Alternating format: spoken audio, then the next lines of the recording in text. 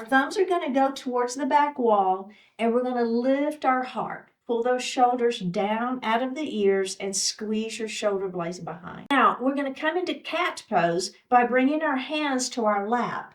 Our elbows are going to stay wide, and we're going to pull our belly button into our spine as we round down. So it's a very rounded pose. The back is round, the head is falling. You're looking at your belly button.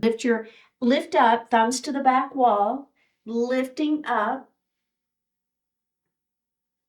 And then we're going to round down into cat pose. Hands on thighs, elbows are going to stay wide. Tuck your chin and let your head fall. Can you look down at your lap?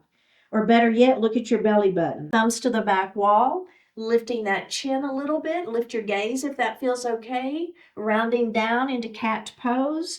Elbows wide, hands on thighs. Tuck the chin, let the head fall. One more breath and release. Nicely done.